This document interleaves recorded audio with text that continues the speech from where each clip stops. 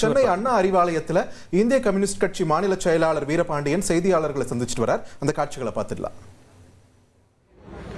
இங்கே தமிழ் மண்ணில் பிஜேபியை வீழ்த்துவது என்பது இந்தியாவிற்கு ஒரு புதிய திசையை தரும்.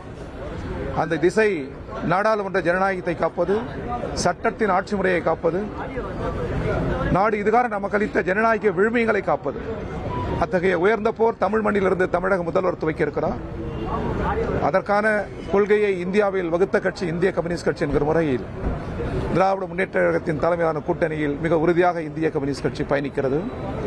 இரண்டாம் கட்ட பேச்சுவார்த்தையில் நாங்கள் எங்களுக்குரிய எண்ணிக்கையை சொல்லியிருக்கிறோம்.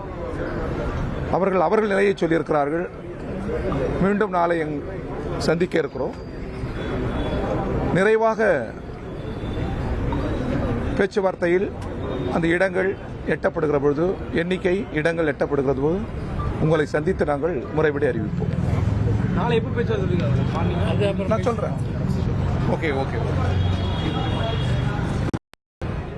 அரசியல் நிலை என்பது பிஜேபி வீழ்த்துவதுதான். கம்யூனிஸ்ட் கட்சி தலைவர்கள் செய்தியாளர்களை சந்தித்த காட்சிகளை பார்த்தோம். ஜென்ரலாக திமுக கேம்பில் காங்கிரஸை தவிர பெருசாக யாருமே சலசலப்பை ஏற்படுத்தலை பாருங்க பார்த்திபன். அதுதான் இன்னும் இழுபறியாகவே இருக்குது. பட் இன்னைக்கு ஈவினிங் சைன் ஆகிடும் அப்படின்னு சொல்லியிருக்காங்க. மேபி நம்ம ப்ரோக்ராம் டிவியில் போயிட்டுருக்க அதே நேரத்தில் கூட அந்த பிரேக்கிங் வந்துடலான்றீங்களா?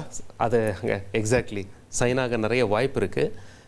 ஸோ இதெல்லாம் ஒரு பக்கம் இருக்கையில் கம்யூனிஸ்ட் கட்சி அவங்க சொல்லியிருக்காங்க. ஸோ வேற எங்கேயுமே சலசலப்பு இல்லை. இவங்க ரெக்வெஸ்ட் பண்ணுவாங்க, அவங்க சொல்கிறத சொல்லுவாங்க, லைக் இவ்வளோ தான் கொடுப்போம் அப்படின்னு சொல்லி சுமூகமாக அந்த சீட்டை வாங்கிடுவாங்க அப்படின்னு தான் தெரியுது.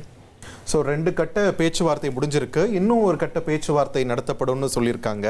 அதுக்கப்புறம் கையெழுத்திடப்படும் நாம் நம்பலாம் இல்லைங்களா? S right. உங்கள் தந்தி1 தொலைக்காட்சியில் காதலும் கலகலப்பும் நிறைந்த ஒரு புத்தம் புதிய ஃபேண்டசி தொடர் ராஜா ராணி தினமும் இரவு 8 மணிக்கு.